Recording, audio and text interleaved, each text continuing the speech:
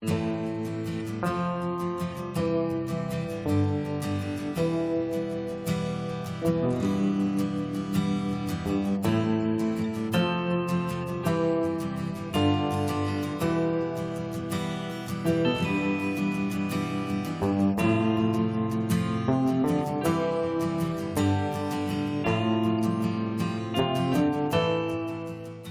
my name is Seyeon Hwang, and I'll be interviewing you today at where we live, Jacksonville, Florida. Can you please tell us your name and spell it out for us? Thank you, Sang. My name is Nhial Kou. I'm from South Sudan, and my name is spelled as Nhial, and last name Kou. Okay, thank you. Well, can you tell us a little bit about your hometown and where you have lived before coming to Jacksonville, before you pick up the card and start? Yeah, I'm originally from I was born in Sudan, and Sudan, before I became from South Sudan now, Sudan was one country. So, but my hometown was a small city called Hwang. This is where my parents live. This is in a northern border between the South and the North Sudan. We grew up there. It was a beautiful city, great city, until the war come over our city and turned down everything. So, and that's the starting point of being displaced within the country, moving from city to city, until I became refugees. Yeah. And after you left your city, and before coming to Jacksonville, where else have you lived? Yeah, I live in Khartoum, and Khartoum is capital of Sudan, and we study over there.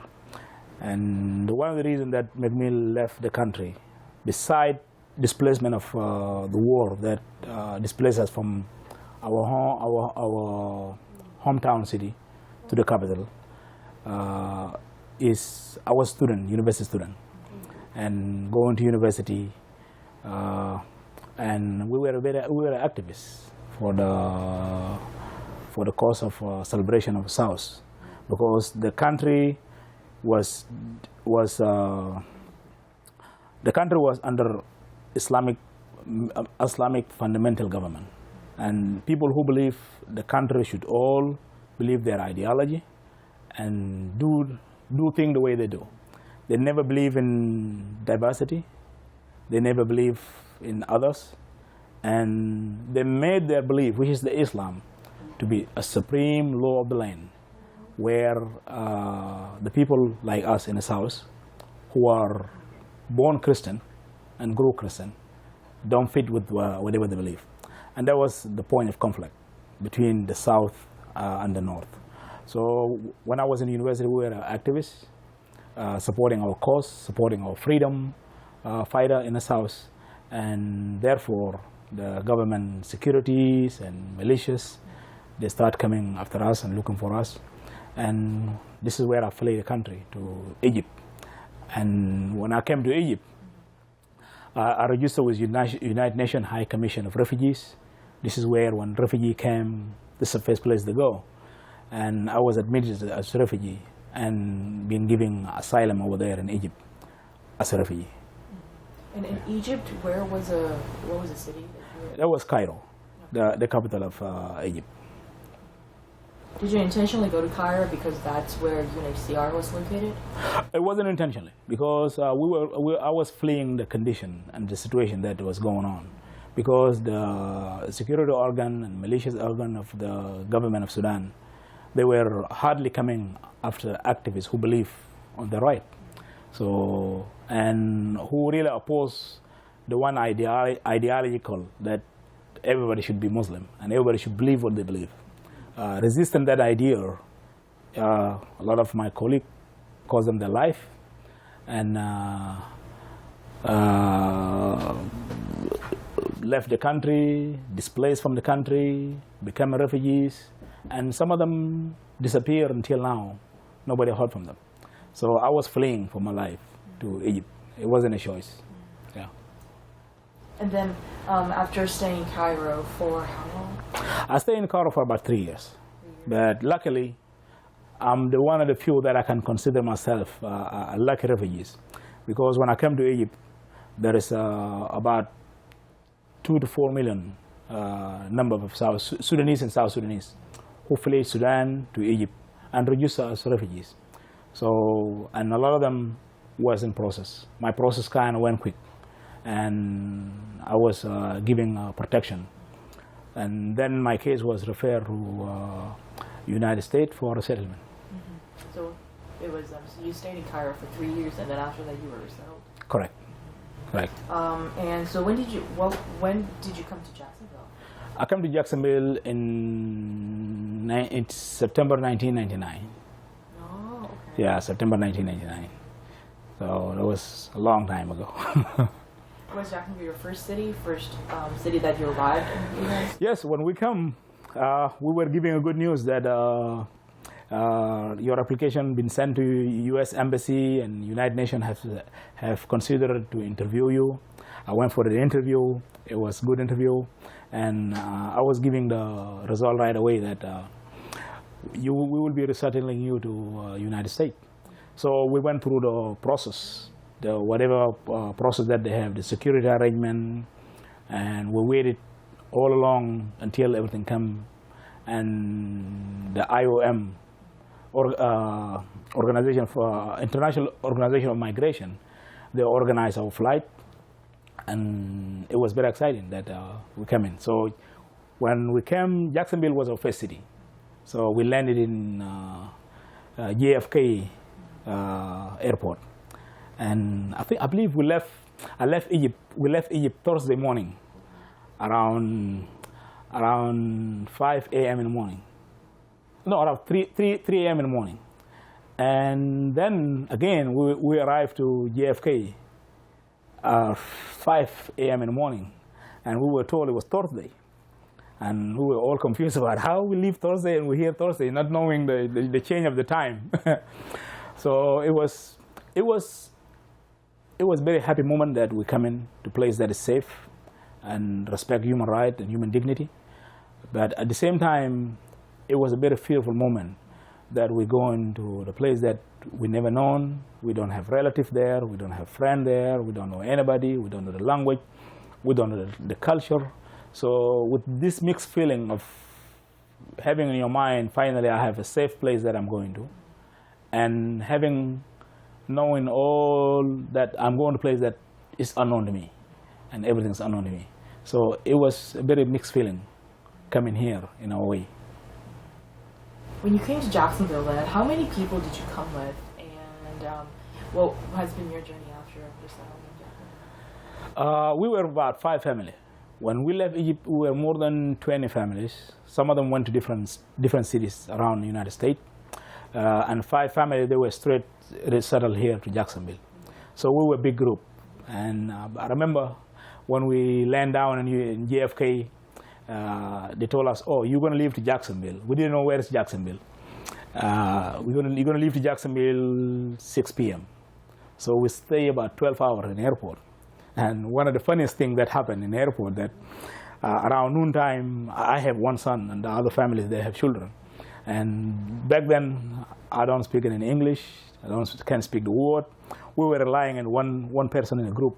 His name is Mario. He speaks some English. And Mario walk us around. We say, hey, Mario, the kid having problem here. They don't have food. And Mario say, okay, let's go around and find food. And we were afraid to go too far. So we went around and find a vending machine. And Mario took $100 bill and entered it to the vending machine, and the machine spit the money out. We didn't know how to do it. But it was great. This is the first time we met one American person. He just saw us keep putting the $100 bill in the machine, and he came around and say, guys, can I help you? I say, oh, we have children over here. We want to buy them food. But the machine don't want to take our money. So it was a very generous person. He went ahead, put his own money, bought us cookies and drinks, and we took it for ourselves and for the children. And that was the first impression in JFK. Leaving JFK to Jacksonville, Florida, is one of the moments that I will never forget. Because when we land in Jacksonville Airport, we were welcomed by a group of churches, volunteers, and these people that we don't know. They come with signs and balloon and sign reading our name was there, welcome to America, welcome home, and it was a broken moment for us. Yeah, knowing that we were denying all this right and freedom and acknowledgement from where we come from, and that's the reason we left our country, and now we come into a strange country that our mind used to think about. You go into a place that you don't know, and here we come to the airport, having all these people carrying the sign and welcoming us to their homeland and hugging us, and we were just like this because it was touching moment. It keep click to my mind every time, and that was one of great generosity of America that I have seen from the first day that I've stepped my foot to Jacksonville International Airport. And from there, we were taken home, and we were sponsored by World Relief. World Relief was the sponsor. Apartment was set up, the food was there. Each family was giving the key and showing where his family live, and it was great. Yeah, we feel really welcome when we come here. Yeah. Well, thank you for giving us a really good background, your experience before coming here, and also the moment you came here. Now, I'm going to have you pick 3 topic cards out of these, and I would like you to start talking about 1 or 2 of the topics more specifically. I'll take the city. Okay, you can pick. Yeah, the city. And I'll take the community. And I'll take the USA.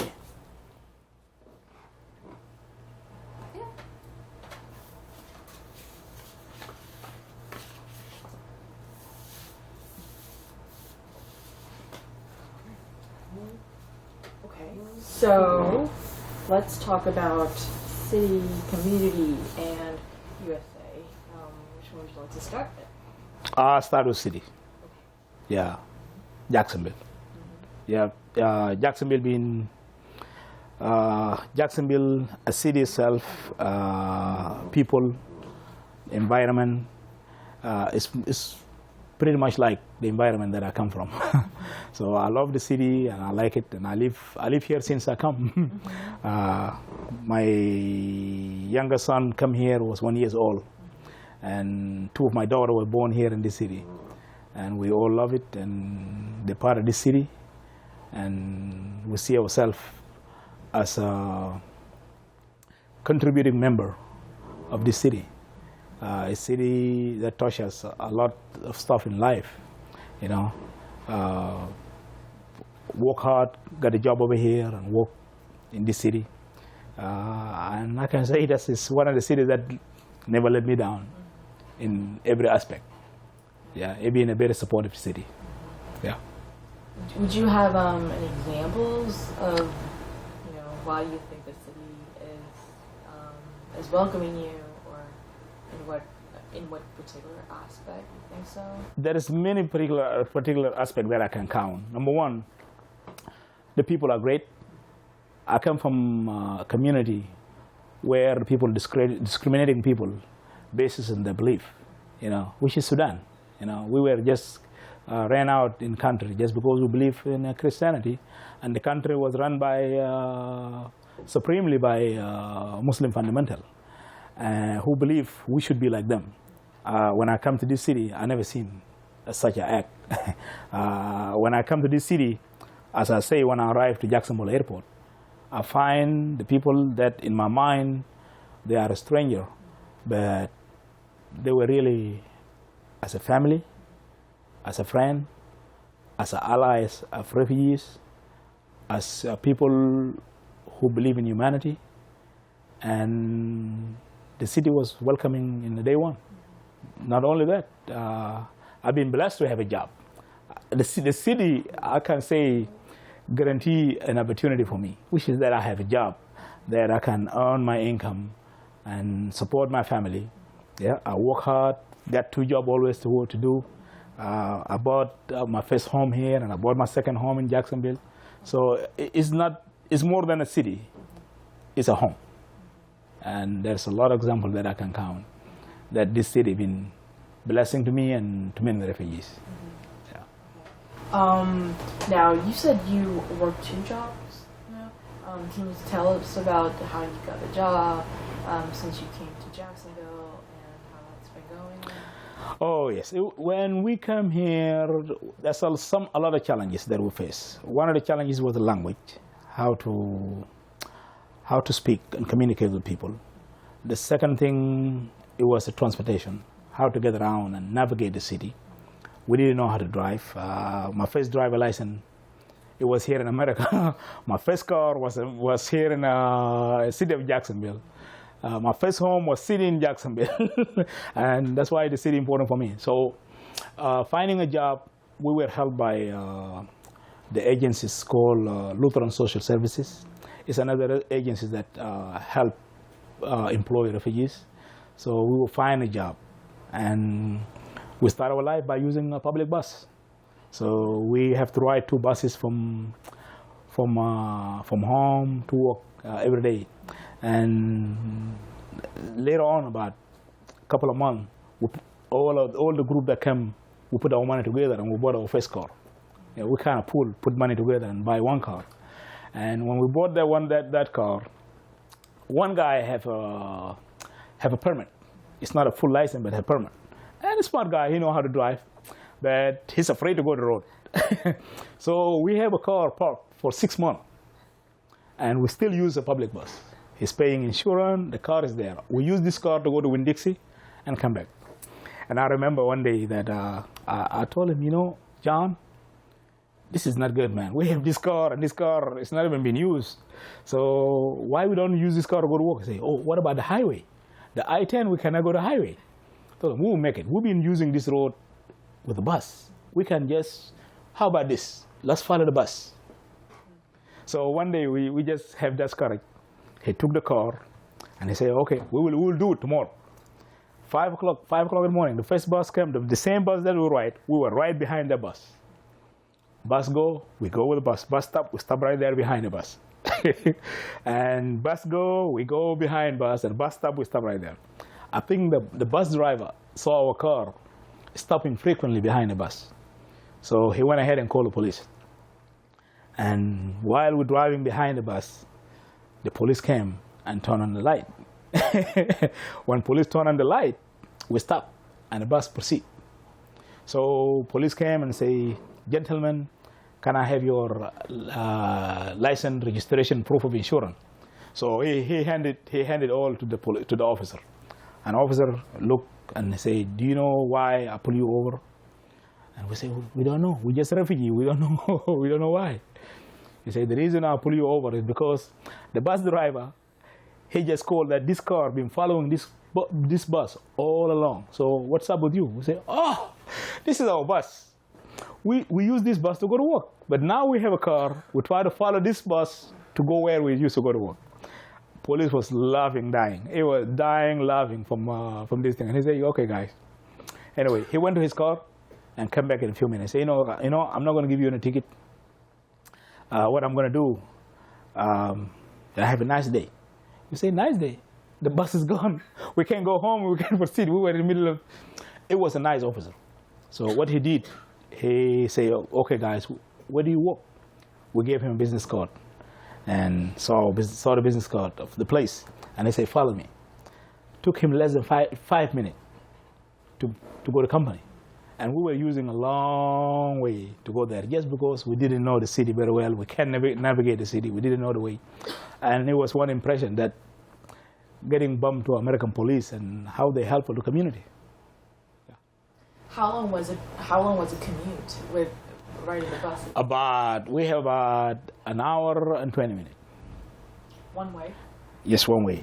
And how far was it using your... It's not that far because, you know, the bus will go through many stops in the city, and then we'll go to downtown, and then from there, we'll get another bus to go where we want. So about 1 hour and 20 minutes. How long was it when you drove? How long when we drove? We were almost in the midway. No, how long did it take to your workplace when you drove? When we drove, after the police showed that shortcut, it's maybe 25 minutes. Yeah. So we're saving. Yeah, traffic. We save a lot of time. Yeah. How was, so you said that you didn't have to drive in your hometown? Where you're from? We just never have a resource to have a car. I never think about driving.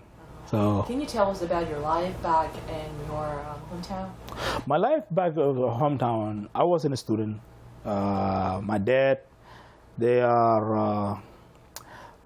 lived in the city, worked in the city, and it was kind of beautiful life, simple life, because it's not a big grown town like the town that we have here in America. It was a very simple town where you have your cattle, where you have your farm nearby the area, and the life was so simple and sweet. But the war turned it to be a hell to anybody living that place. Mm-hmm. Yeah. When you were in your hometown, were you able to just walk to places where you? We walk places. We walk all the neighborhood pretty much. You feel like everybody know everybody in town.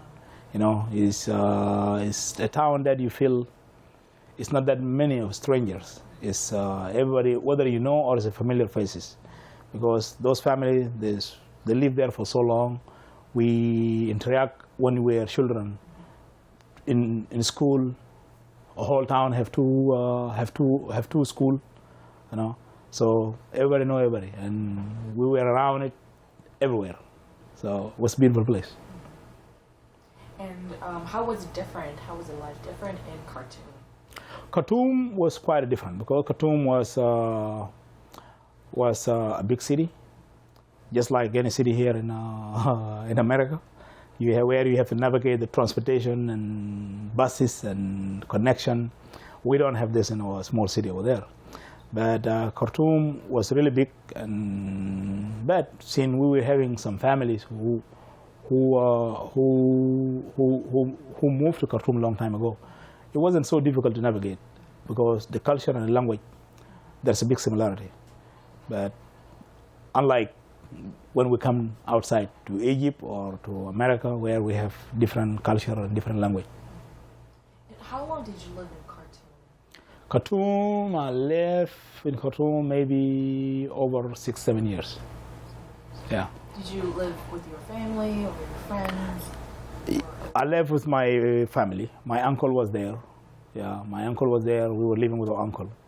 And finally, the uncle, for security reason, and he left the country to Canada. He's Canadian right now. And we remain behind. Yeah, and we continue going to school until the security organ start pushing and coming after us. When you moved to Cairo, though, how was it different from being in Khartoum? Cairo is no different from Khartoum, but there's some challenges. That Cairo is a city that we don't know anybody there. We were there as refugees. We don't have right that the Egyptians have. We don't have a work authorization. We're not allowed to work. The life was quite challenging for the refugee community and for us. And without United Nations High Commission of Refugees, it would have been difficult for a refugee to continue life in Egypt. Yeah. Can you tell us a little bit more about your life in Cairo, because it seems very different from Khartoum, where you were allowed to work, where you were allowed to reside, whereas Cairo, it seemed like there were a lot of limitations. Cairo was a good place to learn a lot of things. It was different in different angle of culture, of language, but at the same time, it's a place that we find the movement group, they were there in Egypt, and we were able to join and express our opinion freely, even though we were there as refugees, against the government of Sudan. And finally, I got lucky in Egypt, and I had a job with the refugee organization. Its name is called JRM, Joint Relief Ministry. So it was serving refugees from Horn of Africa, Sudan, those who come from Libya, and Mali, and North Africa. So I worked with them until I settled in the United States. So having a job, if you have a job in Egypt, in Cairo, the life is pretty much easy, unlike the other refugees who never have an opportunity to have a job. Were there particular difficulties in Cairo because you were a refugee? Yes, there's particular difficulties. Housing is one, because the government of Egypt, they wasn't allowed refugees to stay in one camp. They believe for security purpose, they don't want that to happen. So all of the refugees, they were living among Egyptian community, and Egyptian community, they are not used to seeing different from people who are different from them. So a lot of them facing a life of bullying, and life of difficulties. You don't have equal right. You can't say nothing because you're living in a foreign country. Unlike the situation that we have here in America. How did that relate to housing? Was it particularly difficult for you to find housing, or was it after? It wasn't difficult. The only difficult is resource. But we were resource of securing your housing and paying for it. So if you can be able to pay your rent from any source of money that you can get, whether it's from UN or from relative abroad or from those one who have a job locally in Egypt, you can have houses, but they always populated because we try to help one another. Those one who cannot afford to have home, relative and friend who feel like you. So you will find every house is populated and with a lot of people. In Cairo, did you live with friends, or did you? Yeah, I live with friends in Cairo, and it's life of fear. It's life of constant fear, because many of us over there, a few who already been admitted as refugees have a protection, but many who flee the country and come there, and their asylum never go through, they're living constant fear in Egypt because they don't have a document, and they are in fear of being deported. And all of us know when you are deported back to Sudan, what does that mean? It means that you are surrendering your life, and you may not see the sun again. How would you describe a typical weekday or a weekend, a day on the weekend in Cairo? Are you living there? Oh, it's good. All we do is just sitting home and playing dominoes because there's nothing to do.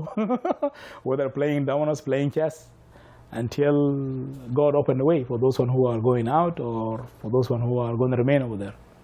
Yeah. And the food and some stipends were given by the UNHCR? Yes. Yeah, UNHCR supply so many refugees, and the other organization like Joint Relief Ministry, the JRM, they have some food program too for children, women, and pregnant women, and yes, they were food. Yeah. How was transportation? All transportation, it was good. It's not that bad because Egypt Cairo is well connected with transportation. So wherever you come out, you're gonna have whether you have metro or you have buses. Yeah. And compared to Khartoum, how? Khartoum, there's no metros. There's buses also that you can get around. Yeah. Did you think that transportation made your life a bit easier while you were there? In Egypt? In Cairo? In Cairo, it didn't make my life any better, because where would I go with transportation? We are not allowed to walk, and it's just not useful. We commute from where we live to UN office, and from UN office to where we live. The transportation is not it doesn't mean much other than going to United Nations to follow the process. Yeah. How was the community? I think we can naturally just shift to the topic of community. But how was the community support in Cairo? Communities stick together, especially the refugee community. They really stick together, and they were very sharing community, pull together, try to support each other, especially those one who come seeing there is no camp and people have to live wherever there is a small apartment that is rented. So the refugee community was very helpful community, strong community, and very resilient community, because situation where they flee the country, it was horrible. A lot of them come there with a trauma and difficult situation. They live in Egypt also with another uncertain future, which we don't know what's going to happen tomorrow, whether you will get a process to go somewhere or peace will come back and you will go back to your country. It's a difficult life. Yeah, it's a difficult life for the communities. And when you say the refugee community, is it a community of refugees from all countries? From all countries, from all over. From Somalia, Eritrea, Ethiopia, and North Africa, and so many places. Yeah. What about support from your ethnic community? It was great. Our ethnic community was better organized. Yeah, it was better organized and better supportive, and they support all the individuals within the community, and they interact with other community in order to advocate for refugees and refugee program. Now, coming back to Jacksonville, tell us about your what you wanted to talk about community in Jacksonville. Jacksonville community is great. Whether it's ethnic community that we have here, because there is a great number of people from Sudan. They are here now. They form their community. When we come here, they were already having community, and they were much welcoming, just like American community. And they pretty much integrate to American system and American culture. But they're so helpful to the newcomer and contribute to help them navigate the city, and help them with the process of finding job, connecting them to resources around the city, and it's really great to have community around. Yeah. When you said that you became a homeowner, when was it? How many years ago was it? It was 2004, I believe.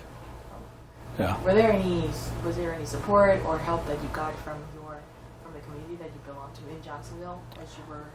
No, I just went through regular conventional process, which is we get well oriented, because when we came here as a refugee, we took the ESL classes, and we were oriented very well that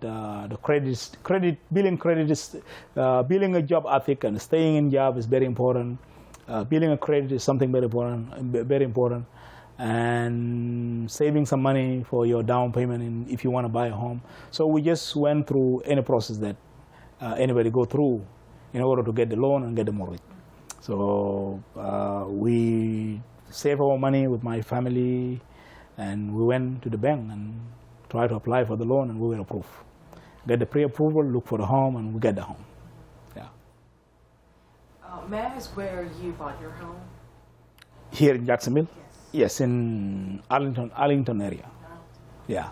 Is there a specific reason why you chose Arlington? There is no specific reason, and we just look around to find a place, and finally we find a property that we think that it was going to be a place for me and my family to live. So we bought it. What were some consideration? Probably price, but what were some other factors that came into consideration when you're making the decision to buy them? To buy the place? The place was decent. Price also was one thing that, unlike the other places that I visit, that was so expensive, and encouragement from the realtor too, that it was a good thing to do. Yeah, it was a good house to buy. You like the surroundings? Yes, I like the surrounding. School. We didn't know much about the school, but hey, we like the place. We'll find ourselves there. We have to find a school next. And how? What do you think is your role as someone contributing to the community, to your community in Jacksonville? My role, I think, is to encourage the newcomer, to orient them, and make them understand that America is not a country that you will come here and just receive gift. There's two things that America always guarantee to the refugees, and these two things that I guarantee is that you're going to have a freedom over here. You will be a free person, and you will have opportunity just like anybody. And opportunity can interpret it in a job, in education. You can go to school. You have opportunity to work. You have opportunity to save money. You have opportunity to buy property. You have opportunity to open business. All these things are there. So everything is just on you to follow the right path of achieving the thing that you need to achieve over here. Yeah. So my role will be orienting people, whether the newcomer or the other refugees who come after me, and show them the model and the example of life in America. Yeah. Do you, have you worked as a caseworker here in Jacksonville?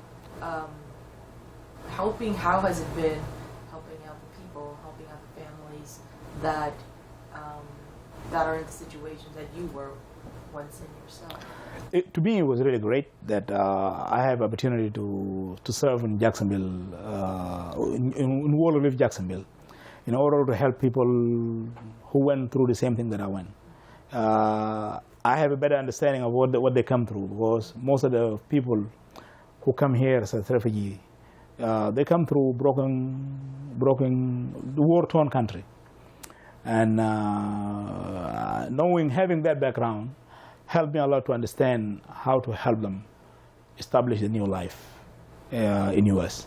So I've been a caseworker for a very long time, helping refugees and helping their families, helping their children, and helping those many who come with a hardship. So a lot of them come with a mental issue, medical issue, stress from wherever they come, missing family, missing home, and it's just my job to help them and walk them through this thing. Do you think Jacksonville overall has a good atmosphere, has a good environment that could help these refugees who especially come from these difficult situations heal and settle down well? Yes, Jacksonville being a friendly country. We've been a friendly city to the refugee, in my point. I live here for a very long time and never seen any negativity of me being here. But it's been a friendly place and good place for refugee to live.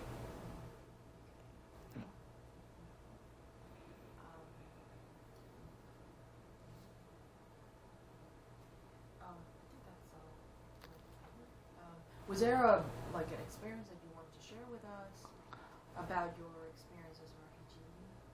Oh, my experience with refugees I learned a lot. Besides doing resettlement job with the refugees, I learned a lot. I learned from so many things that these refugees going through, the things that they face from where they come from, and the differences that they face when they come here and integrate in a new community. I learned from their resilience, how resilient they are, and how determined they are. They come here. I go to the airport every time to pick up refugee, and all I see is an IOM bag in their hand. and not knowing 6 months, 1 year, 2 years later, you find them driving a car, you find them working hard to open business, you find them working hard to buy a home. It's really amazing lesson to learn. Knowing people when they come and seeing them a year or 2, 3 years later, what they do for their life. Yeah, it just give you nothing possible until you give up. Yeah, but if you proceed and precise, you will get where you need to get. So you stayed in Jacksonville, but were there some people, for instance, the ones that you came here with, that decided to move out of the city? Oh, all the families that came with me, they're still here. All the 5 families that come on the same day, all of them are still here in Jacksonville. So nobody moved, which is just simply mean city being good and great to us. Yeah. That's all I wanted to ask. Thank you. Unless you have anything. Oh, thank you. That's it. That should be it. Thank you so much for coming today. No problem. And I think we had a really good interview today. No problem. Really Thank you. stories. All right.